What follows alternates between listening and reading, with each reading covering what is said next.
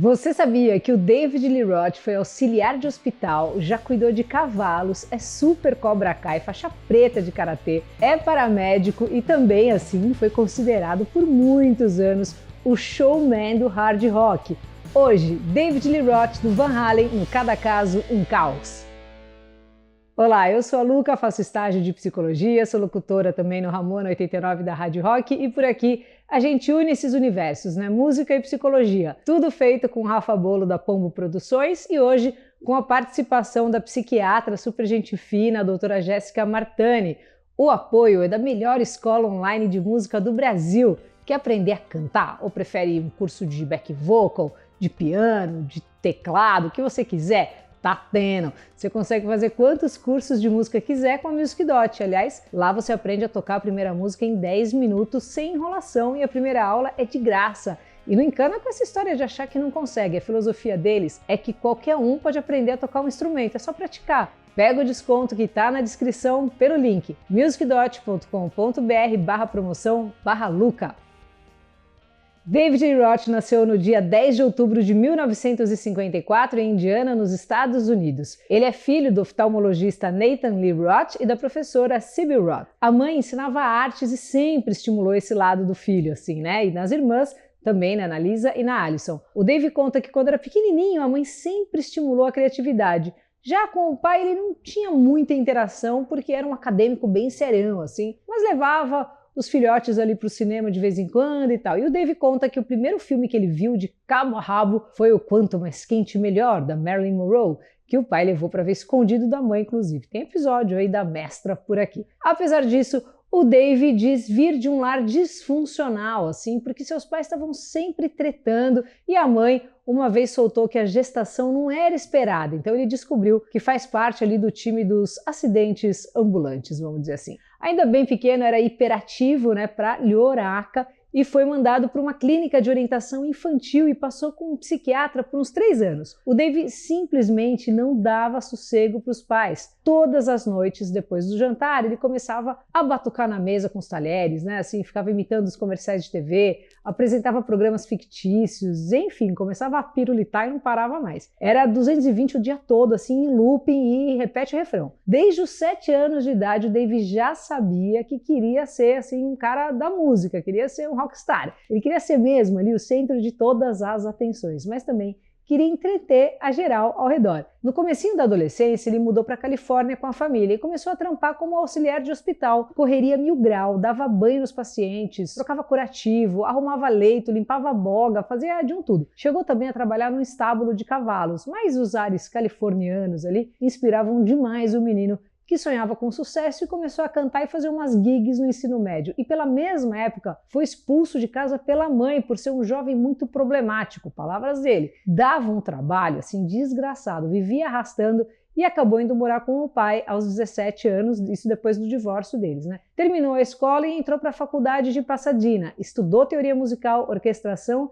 e regência. De acordo com o próprio, ele não era muito bom nisso. Quem era bom mesmo aí no moio eram os 2 meninos que ele conhecia, os irmãos Ed e o Alex Van Halen. Nessa época, os irmãos já estavam fazendo um barulho na cena local com o grupo Mammoth, e o Ed era ali, então, não o guitarrista, mas o vocal. Nessa época, eles batiam de frente, assim, disputavam o público, eram rivais mesmo, né? Uma banda era a Red Ball Jets, o vocalista era o David Lee Roth, a outra essa banda que eu tava comentando do Ed Van Halen. E aí, o David Lee Roth falou assim, ó, a gente nunca se deu bem, nós sempre nos odiamos, começamos em bandas rivais amargos, mas fomos jogados no mesmo balaio e foi sensacional. Os Van Halen, né, os irmãos ali, estavam precisando, assim, urgentemente de uma caixa de som para fazer uma gig ali. E o Roth tinha uma e meteu um aluguel para os caras. Enxergando o potencial absurdo dos irmãos, ele lançou ali meio que de uma malandragem e jogou a condição. Vocês podem usar a caixa, mas que tal eu cantar uma musiquinha hoje à noite? A manobra, além de funcionar, resultou numa das maiores bandas de todos os tempos, né? Os espancadores de instrumento.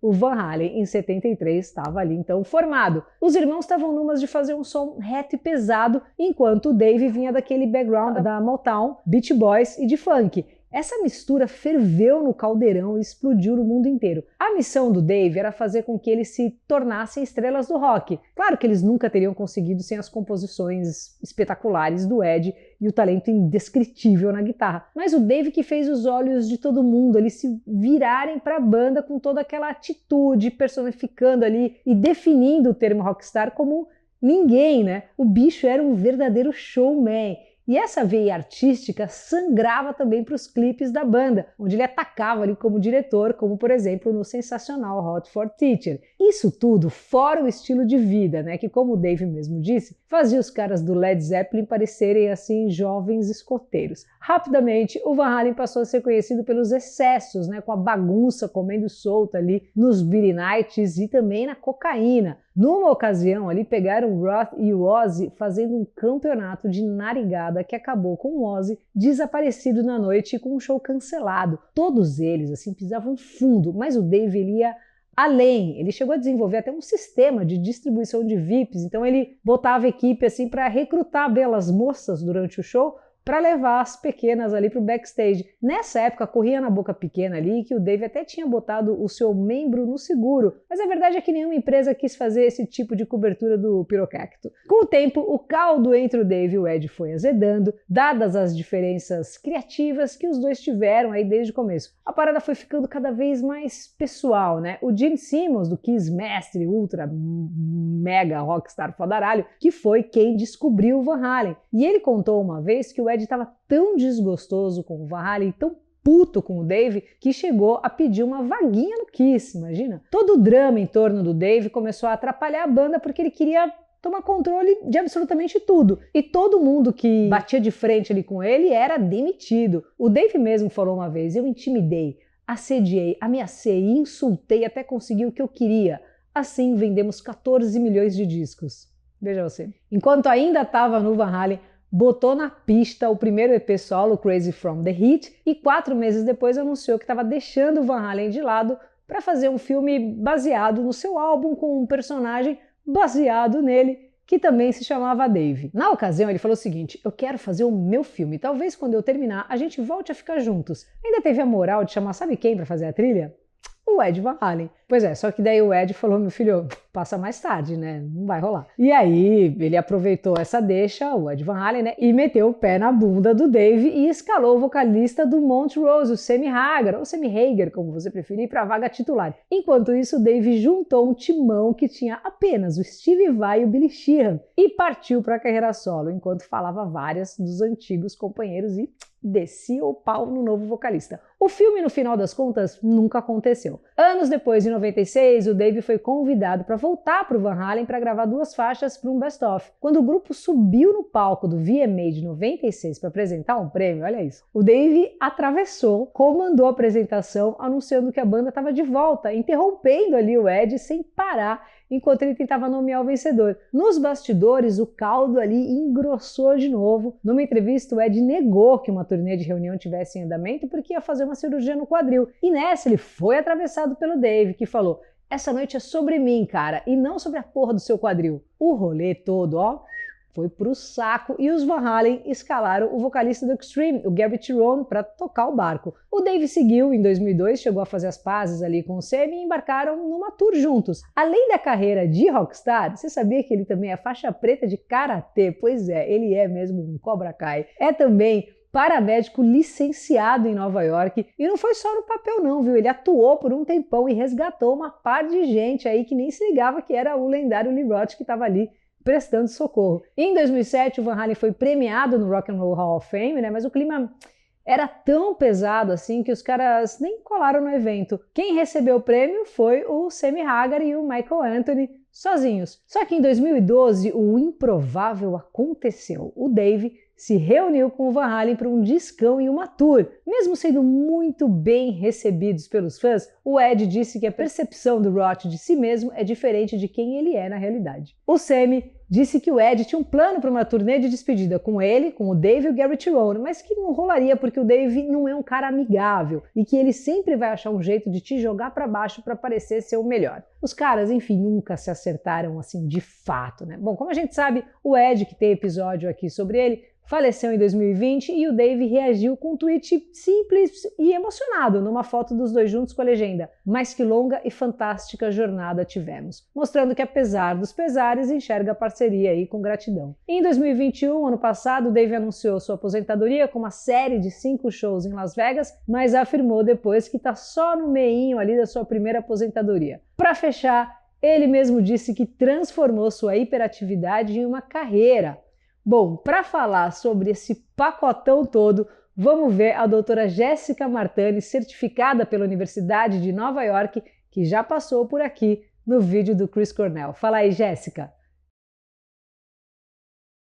Muitos pais não se dão conta de que a malcriação de seus filhos pode ser algo a mais. No caso de Dave, ele já demonstrava algumas características importantes, como desde pequeno não parava quieto, fazia barulho sem parar e deixava todo mundo cansado com tanta energia. A hiperatividade, principalmente nos meninos, ela pode ser confundida com a malcriação, porque é muito comum nos meninos que eles tenham mais características de impulsividade do que nas meninas, no qual prevalece mais as características de desatenção. Interessante que os pais do Dave já perceberam que tinha algo a mais e iniciaram rapidamente o tratamento na infância. Talvez isso tenha sido um grande divisor de águas na vida dele. Eu costumo dizer que o déficit de atenção e hiperatividade, ele é uma maneira diferente de enxergar e de se posicionar na vida. São realmente pessoas que pensam fora da caixa, têm dificuldade de focar em algumas coisas e hiperfoco em outras. Apesar das dificuldades de se manter quieto,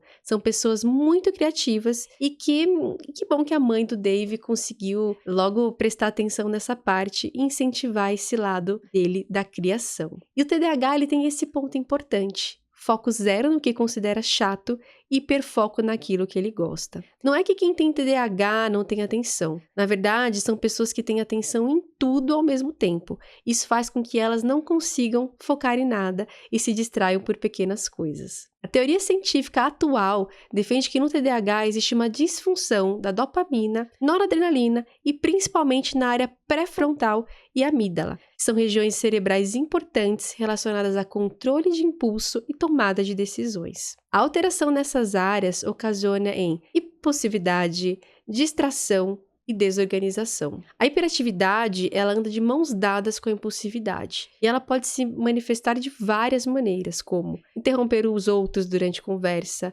ser inconveniente e inadequado, ser multitarefa, agir sem pensar nas consequências. E nos chama muito a atenção Dave querer sair da banda do nada para fazer um filme que no final nem foi concretizado. E nos chama a atenção algumas atitudes inconvenientes descritas no vídeo. A vida de um hiperativo, ela pode parecer caótica. É como se suas emoções estivessem constantemente em ebulição. É fácil também ficar entediado e ir à procura de emoção sem nenhum motivo. Podem com isso ser intolerantes à frustração, mais propensos a alterações de humor, sendo o uso de drogas uma comorbidade muito comum. A dificuldade de foco, problemas de impulsividade, levam a pessoa a cometer erros constantes, o que pode abalar a autoestima. E vai saber se a atitude pedante de Dave não era, na verdade, uma capinha para ele se defender de uma autoimagem fragilizada.